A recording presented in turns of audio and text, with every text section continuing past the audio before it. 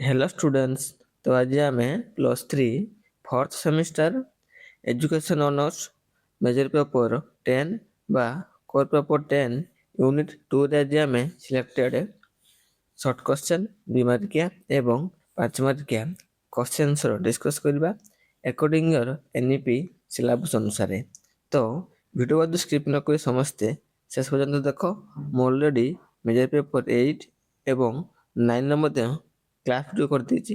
तार प्लेलिस्ट मोर description link अछि, चाहिले क्लास टी अटेंड कर पारो। क्लास गुडी कर पीडीएफ पाइबा पई ओ डिस्क्रिप्शन मोर टेलीग्राम ग्रुप रो लिंक अछि, सेठी क्लिक करके ग्रुप रे ऐड हो। 2 ରୁ 3 घंटा भितर क्लास टा पीडीएफ पाई परिबो एवं जहाँ कहबार अछि कोनोसी कमेंट तळे किबा वीडियो तळे कि पीडीएफ तळे कमेंट करिया पई चांस अछि, कमेंट करि पारो। तो एबे आस टॉपिक ऊपर को आसीबा। यूनिट 2 रे प्रथमे शॉर्ट क्वेश्चन डिस्कस करिबा। प्रथम क्वेश्चन कोन आछि, शिक्षा रे प्रयुक्ति विद्या देश को बुझाए यांत्रिकीकरण को बुझाए। नेक्स्ट क्वेश्चन, www रो प्रनामटी देश वर्ल्ड वाइड वेब। नेक्स्ट आसीबा क्वेश्चन नंबर 3 को आसीबा, देश आईसीटी साधन गुडी को शिक्षा कार्यक्रम रे उपयोग लागि प्रस्ताव देई अछि ना एनसीएफ 2005 आईसीटी साधन गुडी को शिक्षा कार्यक्रम रे उपयोग କରିବା लागि प्रस्ताव देई अछि। नेक्स्ट क्वेश्चन, आईसीटी साधन गुडी को देश भाग रे विभक्त करा जाय ना 4 भाग रे विभक्त करा जाय। नेक्स्ट क्वेश्चन, राम रो प्रनामटी हला देश रैंडम एक्सेस मेमोरी। आ मोबाइल थाय राम रोम से राम। नेक्स्ट आसीबा क्वेश्चन नंबर 6 को आसीबा, गोटे कीबोर्ड रे डैश की रही थाए ना 101 104 की रही थाए। नेक्स्ट क्वेश्चन, श्रेणीगृह शिक्षण रे डैश प्रकार कंप्यूटर व्यवहार करा जाए ना माइक्रो कंप्यूटर व्यवहार करा जाए।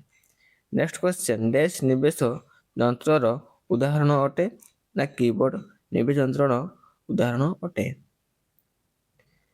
नेक्स्ट आसीबा क्वेश्चन नंबर 9 को आसीबा, विभिन्न प्रकार कार्य तथा अर्थमेटिकल एंड लॉजिकल कार्य को संपादन करने को डैश कहा जाए ना प्रोसेसिंग कहा जाए। नेक्स्ट क्वेश्चन, गाणितिक तार्किक कार्य करने प्रक्रिया को डैश कहा जाए ना एलयूसी कहा जाए। कौन कहते हैं? एलयूसी। नेक्स्ट क्वेश्चन, आईसीटी रो प्रनामटी डैश अटे ना information and communication technology ICT. तो एमती गोटे निहाती ए जो फुल फॉर्म टी आसीबो आईसीटी की सीपीयू एमती आसीबो, मु कहि दोची निहाती एग्जाम पे गोटे ना गोटे आसीबो full form. Next question, dash एक निर्गमन यंत्र अटे ना keyboard. Next question, dash computer रे समस्त यंत्र को नियंत्रण करथाय ना सीपीयू।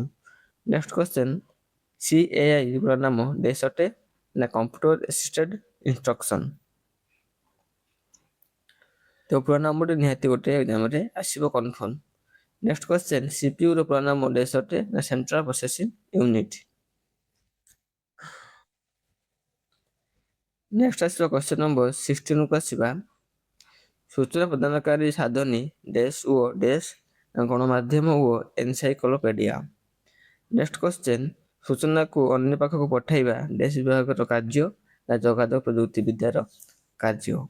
नेक्स्ट क्वेश्चन, डैश साधनी प्रयोग करी ज्ञान आकलन करा जाए ना गठनमूलक साधनी।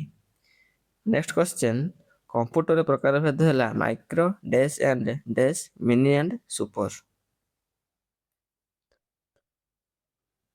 नेक्स्ट आसीबा 20 को आसीबा, कंप्यूटर निवेश यंत्र हेउची dash and dash keyboard and mouse. Okay, तो गोटे शब्द उत्तर दियो according your NEP exam syllabus अनुसार किछि रहबो शॉर्ट पूर्ण बा डैश पूर्ण, किछि रहबो गोटे शब्द उत्तर दियो। प्रथम क्वेश्चन कोन आछि, केउटी एक सूचना प्रदानकारी साधनी अटे ना गणमाध्यम। नेक्स्ट क्वेश्चन, किए आईसीटी को विद्यालय कार्यक्रम रे उपयोग लागि प्रस्ताव रखिथिले एनसीएफ 2005। नेक्स्ट क्वेश्चन, मूल्यांकन कार्य पई केउ साधन व्यवहार करा जाए ना मूल्यांकन कार्य पई ई पोर्टफोलियो रॉबिक्स इलेक्ट्रॉनिक्स पर असेसमेंट। नेक्स्ट क्वेश्चन, www रो नामटी कोन ना वर्ल्ड वाइड वेब। ନେକ୍ସଟ ଆସିବା ICTର ପ୍ରଣାମଟି କ'ଣ? Information and communication technology. Next question, ସୂଚନାକୁ ଅନ୍ୟ ପାଖକୁ ପଠାଇବା ପାଇଁ କେଉଁ ବିଭାଗ କାର୍ଯ୍ୟ କରେ? ଯୋଗାଯୋଗ ପ୍ରଯୁକ୍ତି ବିଦ୍ୟା।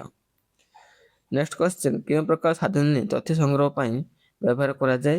ସୂଚନା ପ୍ରଦାନକାରୀ ସାଧନୀ। ନେକ୍ସଟ କ୍ୱେଶ୍ଚନ୍, ICTର ସାଧନୀକୁ କେତେ ଭାଗରେ ବିଭକ୍ତ କରାଯାଏ? 4 ଭାଗରେ ବିଭକ୍ତ କରାଯାଏ।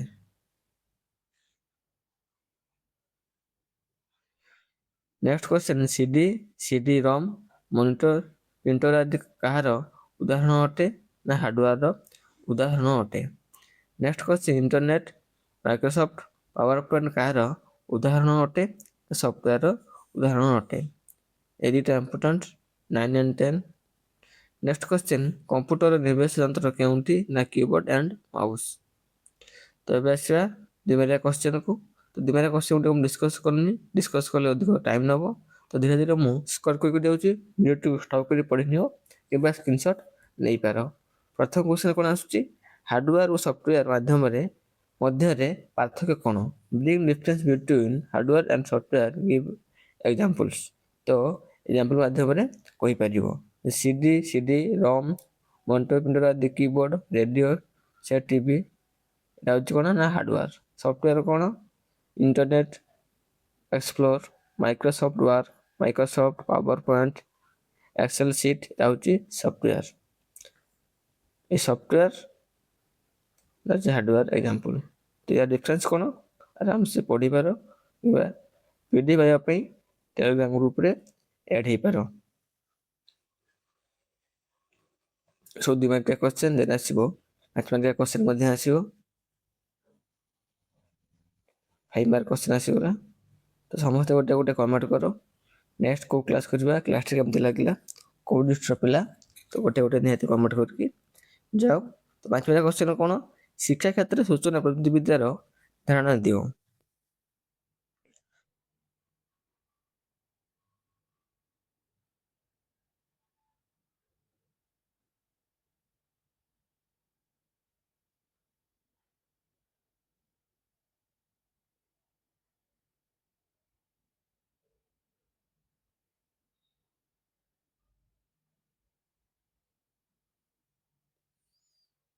ତ ନିଶ୍ଚିତ ସାଙ୍ଗମାନେ ଭିଡ଼ିଓଟି ସେୟାର କର, ଯାହାଫଳରେ ସେମାନେ ଏଜୁକେସନ୍ ଅନର୍ସର କ୍ଲାସ୍ ଗୁଡ଼ିକ ଗଠନ କରିପାରିବେ। କାହିଁକିନା ୟୁଟ୍ୟୁବରେ ଆକର୍ଡ଼ିଂର NEP ସିଲାବସ୍ ଅନୁସାରେ ଭିଡ଼ିଓ ବହୁତ କମ୍ ଅଛି। ତ ସେଥିପାଇଁ ସାଙ୍ଗମାନଙ୍କୁ ଗୋଟେ ଗୋଟେ ସେୟାର କର, ଲାଇକ୍ କର ଏବଂ ସବସ୍କ୍ରାଇବ୍ କର। Thank you all.